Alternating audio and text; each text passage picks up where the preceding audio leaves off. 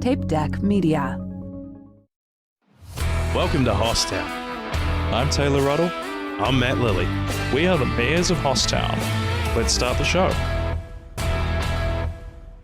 Welcome everyone to the first episode of HossTown. My name is Taylor Ruddle. I'm Matt Lilley.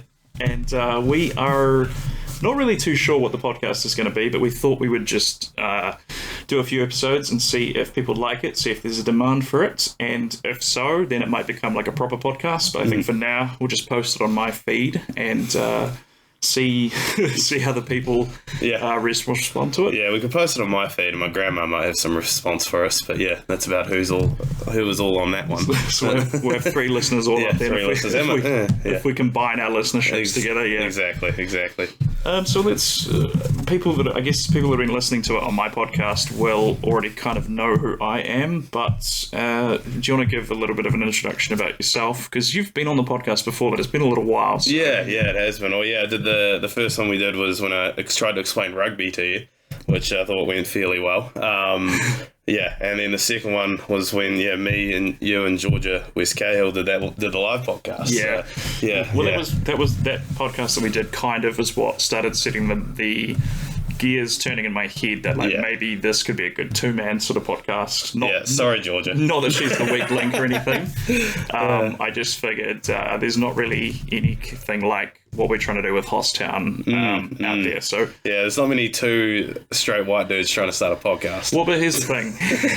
Bear with me for a second. Yeah. It's like there are a lot of those, but they're not. They are more on the if you look at man as a sliding scale of let's use Hoss as the one end of the scale, and then I guess what is the dweeb, or you know what I mean? Andy Dick. Yeah, exactly. You're going between Andy Dick, and then on the other end you've got Taylor Ruddle. What? I was thinking more like John Favreau or that kind of scale, but do you know what I mean? They're usually a little bit more bookish kind of gentlemen. And bookish. That's a real classic sort of way to describe a gentleman. I don't think anyone's ever called me bookish. It's just what do they mean by the term bookish? You're built like a book, you're just big square sort of frame. Well, that was an interesting thing. I read a lot as a child, so my parents always used to say you've always got your nose in a book, but then with screens and stuff nowadays, I think they're beginning to miss the days when I used to just read and it wasn't 8 uninterrupted hours of screen time. Yeah. What were you like as a child? I read a little bit. The newspaper. I remember that. Yeah, that was about it. Just the comics and the sports news, the back page. I was big on the back page. That was the other thing. Big sport kid. Big, that's where you get a lot of hosses in the sports world. That's, there's because I was a big one for me, especially early on, was rugby. Yeah. And I was front rower.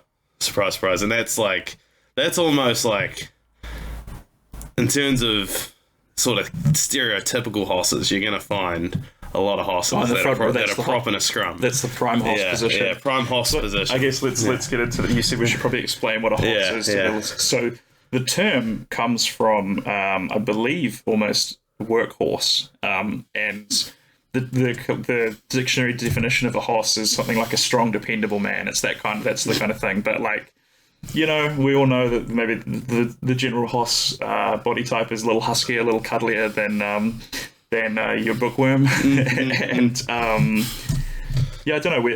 I just kind of said it out. I said something about HossTown, Hoss City.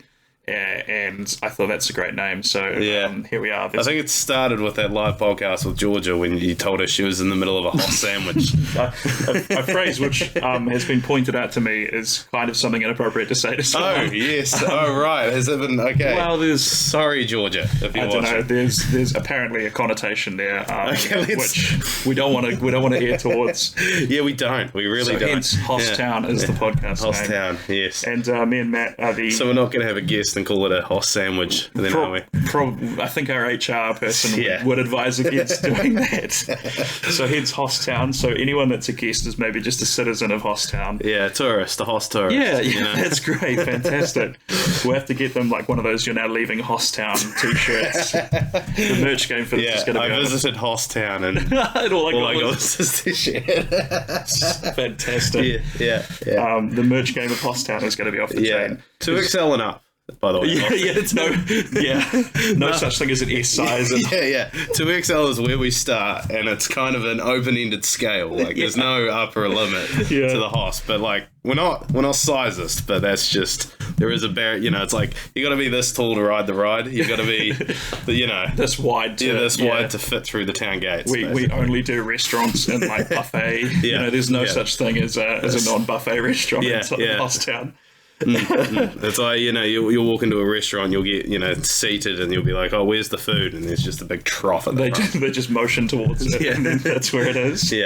No waiters and all. That's an obsolete. You don't trust anybody else to touch your food. Exactly. Yeah. Us two collectively, I've been referring to us as the mayors of HossTown, or I did. The one potential idea was the consuls. The Roman Empire had 2 consuls. I was gonna say there's not many like double mayors. No. Down, unless like we split the town into like the south and the north district, like when Berlin after the Second World War. Yeah, but that just seems like a hostile partnership. It's it's like this is just the meeting table where we come to resolve the Hoss disputes. Like what is it? The demilitarized zone in North Korea. That's where we are right now. We're in a secret bunker. We come together to discuss policy once a month. And rations. Not like, because I'm more a burgering guy, but, rations. We're out of the gates of the fun already. Yes. I suppose we're going to have to eventually decide on the official chip for HossTown. I'm not quite sure. Maybe we'll do like a poll or something. The audience. Do a potato chip review. Yes, we'll get that on the TikTok. That would be good. Yeah, we could do a tier list. I think that's the kitsch thing that the kids are doing. Yeah. So that, I think, broadly and also not entirely at all really explains what HossTown is. Yeah. We are, it's a democratic society. We are elected officials. Actually, I don't know how I feel about democracy. Well, what political system would you recommend? Well, I feel like we should branch out and start a new one. Like, I feel okay. Well, if we're going to be true to the HossTown name, shouldn't it be just the biggest Hoss rules? Oh, that's actually that's fair. Yeah, shouldn't it be like a meritocracy based on Hossness? Just what stats would you measure? It would be probably beard, height, weight. You'd probably have some kind of like the primary.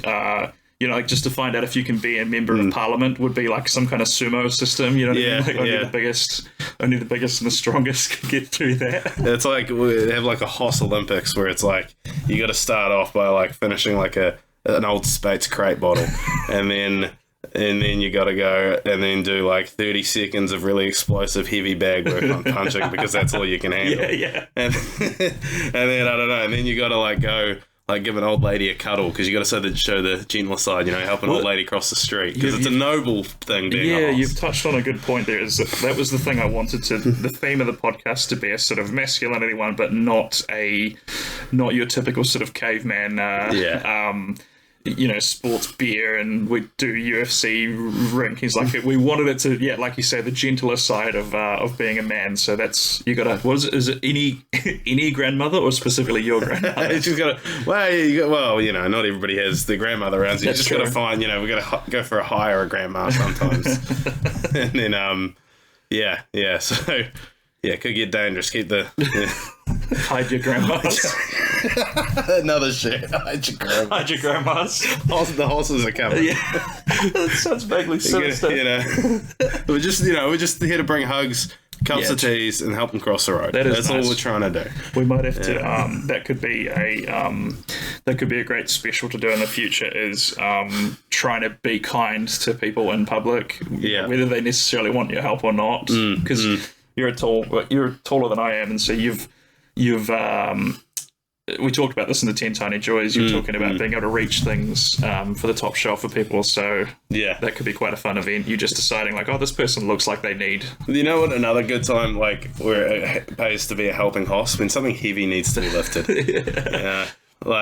Just like when someone's got to move, you're just like. Are you always speed dial number 1 for when your buddies want to move house? Yeah, well, yeah, I'd say so. Like, I mean, it won't get done quickly, but it'll get done. So, yeah. Yeah, I was very much on call for one friend for several years when he moved. It also helped that my father had a van, so that's you have dumb muscle and then a van, and that's basically we'd get it done in like 2 trips or something. So it's you do get called on a bit for that by your buddies. If the podcast doesn't work out, we could just go for a HossTown moving service. That's pretty good, yeah. Just get a little van with the logo on the side, the same logo. Yeah, that's true. We'll just take away I'll just write over podcast and write moving. Furniture moving.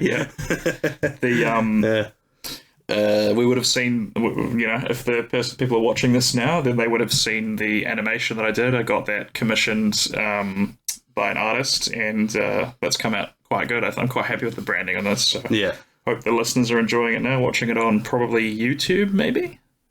YouTube, if it's not been taken down. Yeah, that's true. That's true. A young upstart website. Yeah. That'll never be around in 5 years. I guess we could get on to one of the main topics we were going to talk about today, which was relating to our fathers. Out in heaven. Not that kind of father.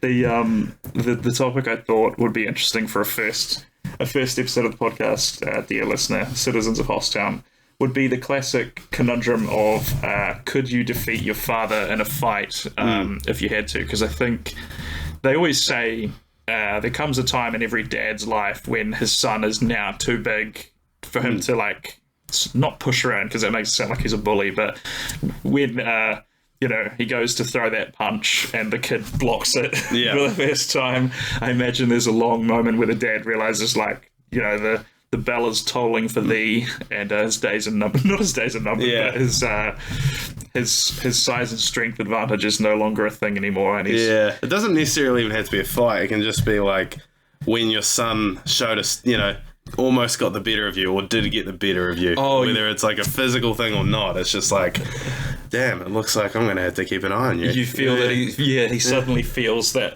what is the expression? He's snapping at his heels.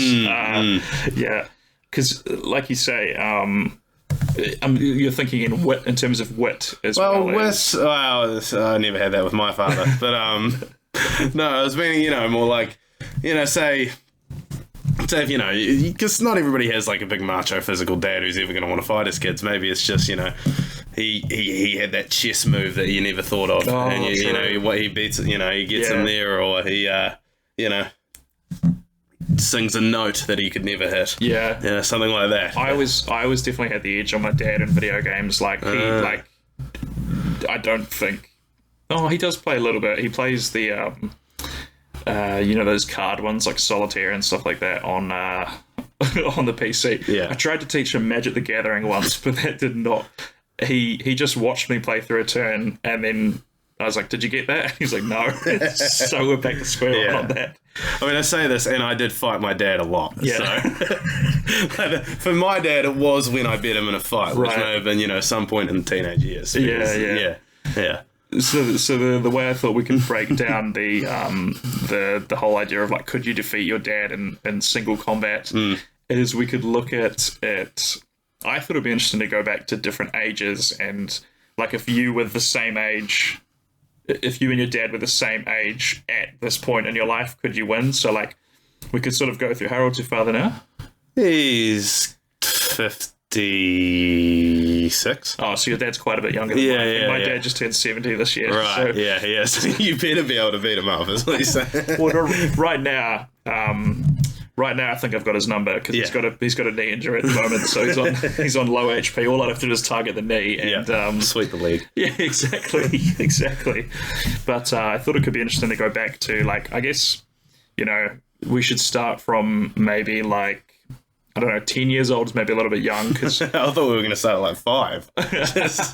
in kindergarten, could you take him? Yeah. But I mean, I think at that age, it's more or less random. I would be killed. He grew up on a farm. I was, pampered in the city life, and he was having to fend for himself. I don't know if that was my farm or the grandparents, but he was out there just doing everything. So my father has similar, not exactly farm from a young age, but definitely like he was a legit cowboy at one point in his life. So like, it is funny how that seems to be the qualifier as for toughness, is like growing up on a farm. And you do have to wonder, what does it say about farm life that it produces like... Well, it's because it started, that you had children if you lived on a farm for the extra labor. Yeah, that's right. It's, you weren't like thinking, oh, I want to show someone the right way of the world and pass on my knowledge. You're like, no, these cows need to be milked. And you had to have like 7 because the frost would take 3 come winter and all that.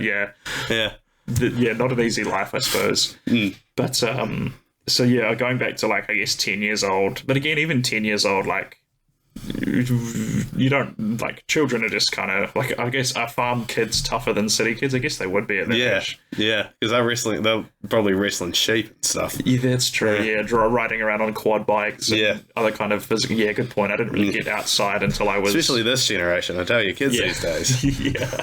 We'll get on to... Do you think you could defeat your son in combat, like, towards the end of this, I guess? But... so like 20s is big. So you reckon in your 10 years old, your dad's got it easily. I'm probably the same as you. So let me go forward to 20s. What was your sort of dad and yours combat ability? Like, let's say 22. 22.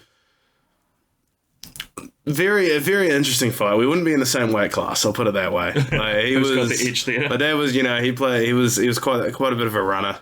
Yeah. I retired from my running career at like 16. Oh yeah. Yeah. So but I was doing a little bit of powerlifting at the time. I was, played rugby. I was so it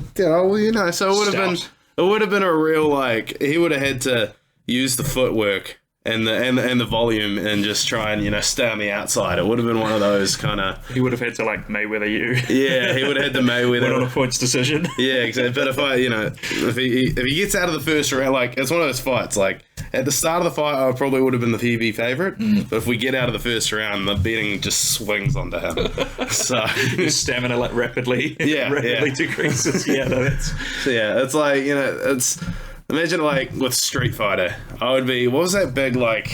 Just a big blob sort of character that kind of looked like he had muscles, but they were just so circular. Probably the sumo guy. Was it the sumo? E Honda? E Honda, yeah. It'd be like him going up against just, like, the samurai guy. Just like... Ryu, yeah. See, like, you can tell who actually played Street Fighter. The one area I might have the edge in terms of, like, knowledge, but...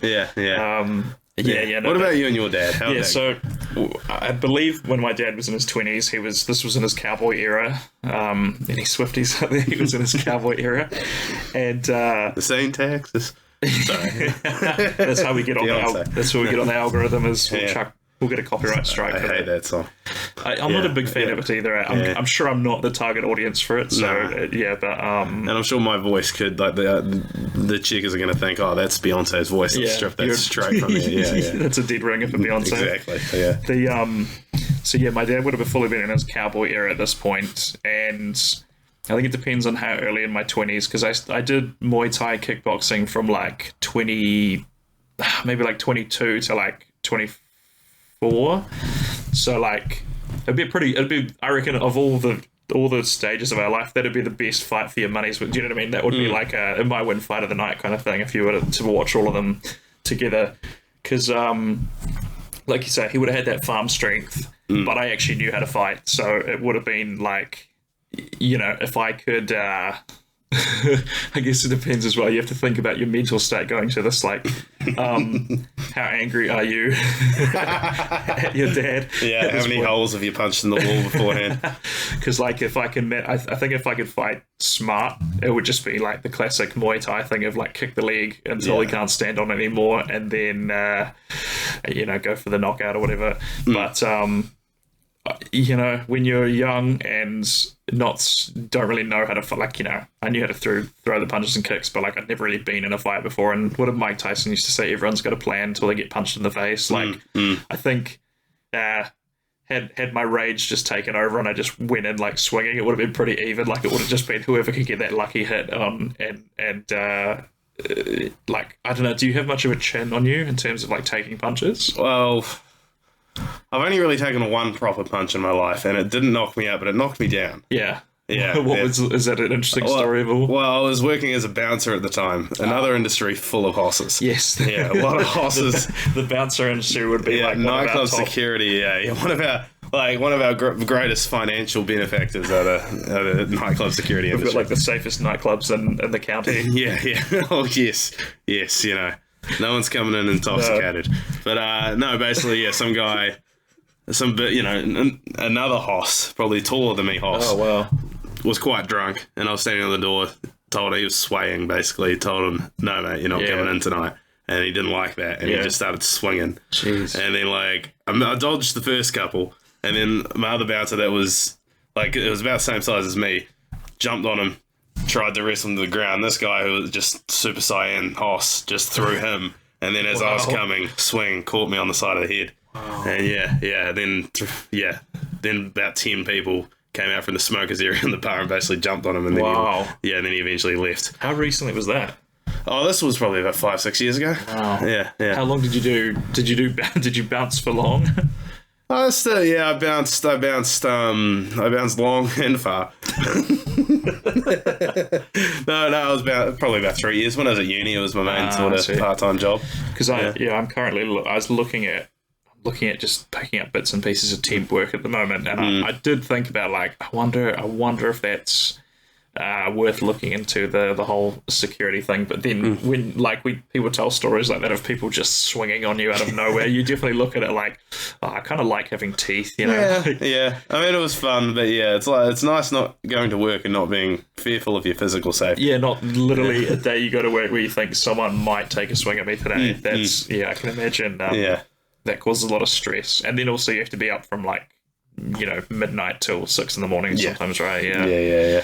But yeah, so chin's not bad from that, because I feel like it was a decent punch. I had a big welt on my head the next day. Yeah, did he catch you on the sort of in the side of the head? Yeah, kind of just in front of the ear, so not quite the temple, because then he probably would have knocked me out. It was kind of just here. I wonder if he did any damage to his hand, because I think the forehead is definitely one of the hardest parts of our head. Well, yeah, in fights they tell you if a lot of fighters, if they punch the top of the head, they'll break their hand. Yeah. Sometimes the defense is if you see a punch coming, you duck down, drop your head down. You're there. Yeah, so. It's I think the thing you want to aim for is the jaw. That seems to be the off button for humans. Yeah, jaw and sort of around the ear, because you kind of get someone on the back of the ear, you can just knock off their equilibrium and they can't stand anyway. This is curriculum in HossTown Elementary. It's where to punch someone to knock them out. Well, that was one of the cool things about it, because my old boss is a bouncer. He was a big mixed martial arts guy. Yeah, I can't even know, some obscure Japanese martial arts, and he'd put us through a weekly self-defense training, and it was all it was a lot of it was good. It was wrist holds and how to grab somebody and how to subdue them without having to hit them, because then the law doesn't like that. Yeah, because you get in trouble for that. Yeah. You're not allowed to hit with a closed fist or anything like that. If you can't if they start the physical altercation, you're allowed to match their force, but you can't exceed it. So, yeah. I remember I used to take judo, and we were doing knife disarms, which, I think in hindsight, not a smart thing to teach high schoolers, because, I think it's very hard to do to properly disarm someone with a knife, and it also, you never have, when they teach you, it's always just one really clean stab, and you, sort of shimmy out of the way and grab their arm, and but I think in real life people come at you and it's just the knife is everywhere, and you don't exactly have that nice clean to your waist kind of incoming stab you can catch. But I remember we did this knife disarm, and I got the knife off the person, and then as he was sort of turning back around, I just went like that. As if I just cut his throat, and the teacher stops me and he goes, whoa, hang on. So it's that eyes of the law thing. He's if you he's like, if you get the knife off him and then you now attack him, it's like, that's you. You're like trying to murder him now, and like you'll get in trouble. So he's like, he genuinely said the way you got to do it is like, when you get the knife, if it happens to go into the guy, like as you're wrestling away from him or whatever, it's like, oh, that was just accidental. You know, even if you do it on purpose, it's like in the eyes of the law, that's like, it was just accidental. Because he's like, you never know who's watching. This is such a wild thing for martial arts instructor. You never know who's watching, and you don't know when they showed up, so they might not know the other guy started it. They might be like, oh, that person stabbed them, and I've definitely seen fights. Someone start a fight and then start losing, and then people that turn up late thought that the person that's getting their ass kicked was the one who was like the victim or whatever, and then try and break it up, or whatever. So, but listen to the story. If someone pulls a knife, run. Yeah, which as a hoss is a problem. Yeah. So you kind of do need a bit of a. You need to learn how to disarm people. The gyms wouldn't have any cardio equipment there. No treadmills. just like a stairmaster at best. And then like 6 pairs of dumbbells that you can do like sets of 3 reps each of, just to be like, and then get up and be like, I still got it. Flex in the mirror. I could still, I still go. I could still prop the first attempt. Absolutely straining every, like, just to see like your tricep definition or whatever. Yeah. And then you let your breath out and then just, you do that side on turn to like, So we got a little off topic there, but there was a good tangent to go on the old martial arts one. So 20s. I reckon I'd probably, if I can keep a cool head, I would probably beat my dad. I just imagine you just clipping that one sentence. Just back on topic. I'll beat my dad.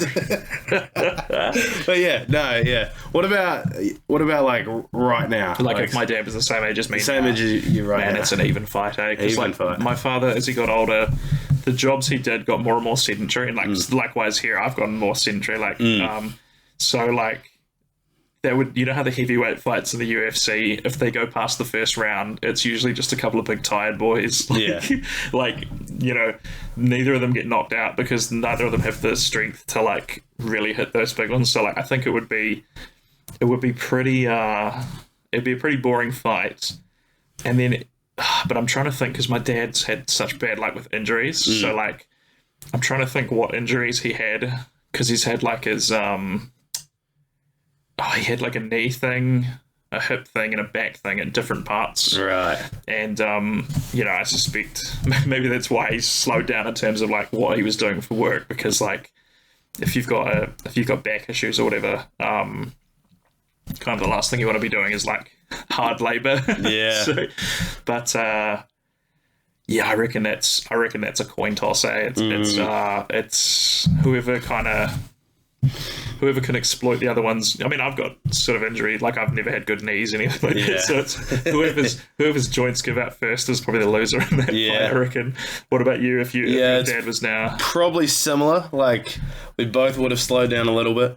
At my age, he was. I think he was young father of 2 kids, working as a truck driver. My dad was a truck driver as well, so that's right. Yeah, but like he still ran, so he's still kind of active. But I do know around my age, he did break his arm really badly. Yeah, because he was still playing rugby up until that point. Oh wow! So he's still playing. Yeah, so he's still playing rugby, and then the arm I think was what made him have to retire, because it was a real bad. He fell out of the truck. Yeah, and I think he really did it badly. So I think it depends on what time of the day I get him. Yeah. If it's like 6 p.m. and he's worked a 13-hour shift. he walks up to the front door and then he just goes to put the key in, and then he just hears footsteps behind him. Like you're the Terminator walking up to him. But if it's 6:30 a.m. and he's like been up for an hour and I'm just like, rolling out of bed after 4 hours sleep after staying up too late after a gig, he's got the edge on you. He's got the edge on me there. So like it's got to be a tactical thing. Yeah. I feel like maybe on a Saturday afternoon after he's had a rugby game, that would be the peak time to strike. Yeah. the whole because like this is big area where we differ, but I think this is kind of why it's interesting for the podcast, is because like I've never been a weekend warrior for the rugby or anything, but you played rugby with clubs. Yeah, for only a few years after school, probably until I was about 21. It's an interesting. The problem I had with it is like you play like rugby wasn't that fun. and it hurt a lot. Well, so this is touching on something. I was kind of curious to ask you about this because I've worked with many a weekend warrior, and like they come into work on Monday and they'll be like limping or the arms in a sling, or they've got a big big lump on the head from a head colliding or something. Yeah. And I just thought, like, man, you've got to really love that game to put yourself through that kind of punishment for like just like a local club that you're not getting paid for or anything. Yeah. And, so I can imagine, if you're not enjoying the game that much, like, do you? Because you kind of did cricket as well. Do you enjoy playing cricket? Or is cricket? Well, cricket I stopped playing when I was in high school. Cricket is a different thing. It's a different kind of torture. It's more of a psychological torture. Because it's long. It's long. Like I've got like flatmates that play cricket, and then like they'll come home after like a bad game on a Saturday and just like throw their bag on the couch and be like, another fucking wasted Saturday. Well, because you've got 8 hours to. Yeah. It's like when you're playing chess. You know how sometimes the chess masters know within the first, like, once the opening phase is complete, they know who's going to win, but you still have to kind of play it out, and in the hopes that your opponent makes a mistake. And these games are like great. Like, so how long does a cricket game go for? It's like, sometimes it's like 7-8 hours a day. And then, like, say if you're like a batter, and then you get out like after like 5 minutes of batting, that's your piece done. Now you're basically just gonna go.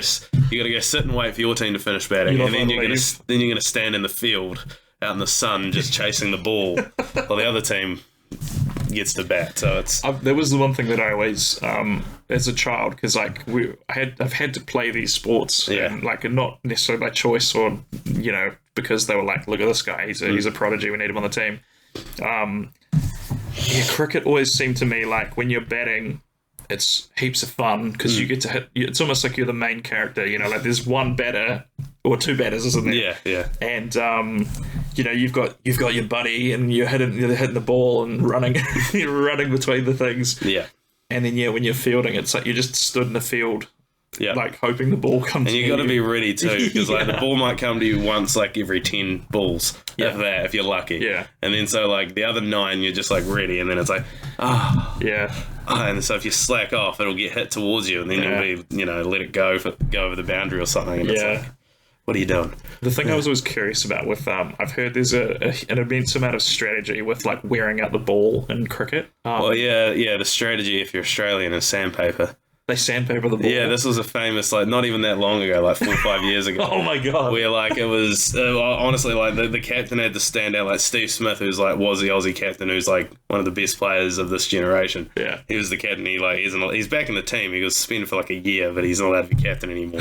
But basically, they like him and the vice captain David Warner, who was basically pressured a young player to basically take sandpaper with him on the field, and then like. Because after the ball's bowled, it goes to the wicketkeeper, and then they kind of pass it around some of the fielders to get back to the bowler at the other end. He'd be one of the guys they'd pass it to, and they'd have like a little square piece of sandpaper on it, and then just rough up one side. Wow. Because if you rough up one side, it'll swing. So it flies weird, eh? Well, yeah, it'll be like, it's kind of like, it'll put a curve on it, which makes it, I understand it's a problem with baseball as well. They're like, yes. You have, you see these great... it's like stickum. They'll put stickum on their hands. Compilations of dudes being like, running their hands through their hair or something, and then like on the ball, and they've got like grease or something on the ball.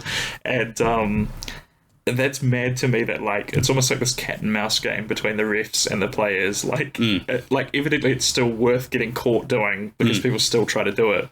But the thing with the cricket ball, the other thing that I don't know a lot about, but the pitch gets like cracked and you can like aim for the cracks to make them like, I don't know, the ball fly weird or something. Correct? Yeah. Well, it depends. Like, if it's quite dry, because like, you think about it, ball pits a crack, it can go anywhere. Yeah, that doesn't know where it's going. But it's we could turn this into a cricket podcast. We could very quickly. I mean, we still got some time left. We could do a sport. Yeah. Well, there are quite a few hosses in the cricket. There've been a lot of cricket pitches in HossTown. The cricket pitches, but like very small fields. So like not a lot of running. Not a lot of running. Like it'll be like. Are they like baseball fields? And they're like, do you know? There's no. What do you call it? Like standard. Baseball diamonds are all different. Yeah, cricket fields are the same. Are they really? Well, and then the famous one is Eden Park in Auckland because it's a rugby field. Right. So they'll play basically because like they changed it for like the World Cup that was here. Yeah. And made like bigger, straighter stands. So it's basically they play like sideways on a rugby field. Right. So like the boundary's straight. It's like short as anything, so and then it's really long out the side. So like, yeah, it's just bizarre. That's so funny that like you can have these, like literally the most highest level of cricket, and it's like, we'll just use the rugby thing when they're not using it. Like, it's the most Kiwi attitude I've ever heard of. So does that means it's easier to hit it to get, because if you get it over the boundary, you get 3 points, six points, and then what is it when you smash it out of the? Is it 12? Well, so six is if you get it over the boundary on the full. 4 is if it goes on the ground. Yeah. That's right. Yeah. So in that park, is it quite easy to?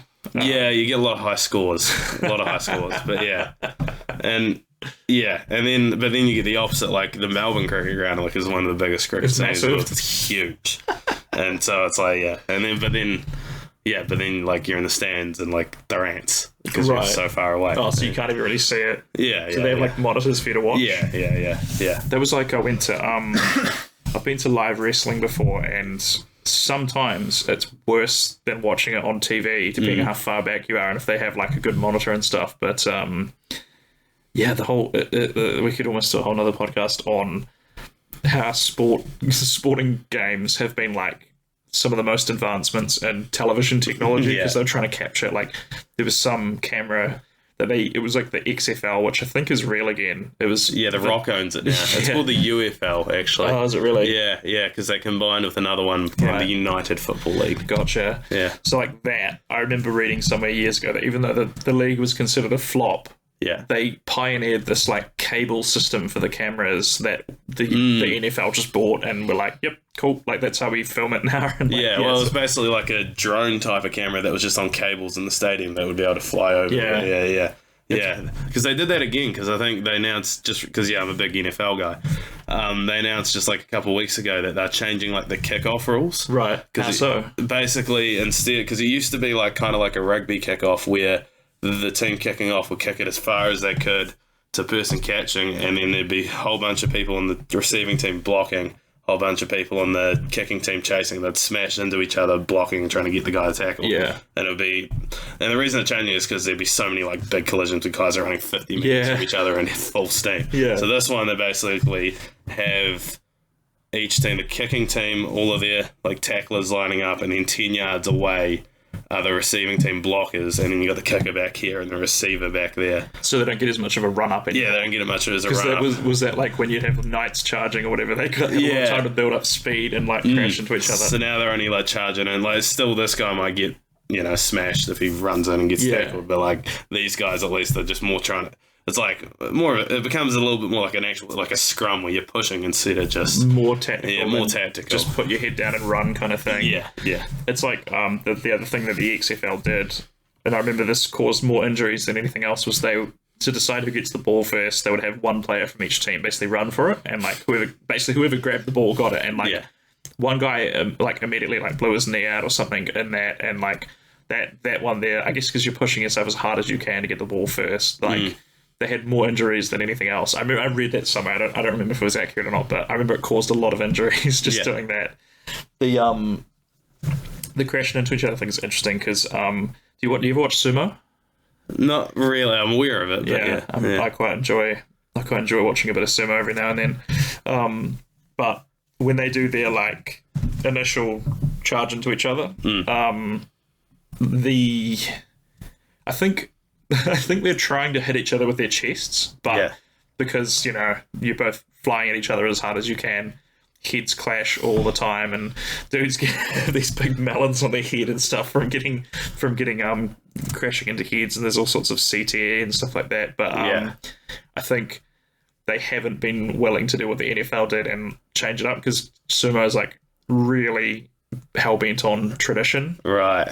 Like they still have all these rules, like women aren't allowed to touch the dohyo or the ring, and they still like feed the ring like sake or alcohol. They do like a ceremony, and it's still like hella tradition, and they haven't yet changed the rules for the health of the sumo wrestlers, but I don't know, I guess it's good that the NFL will, because if you think about head injuries, the difference between now and when we were kids as to like the knowledge on head injuries is massive, eh? Yeah.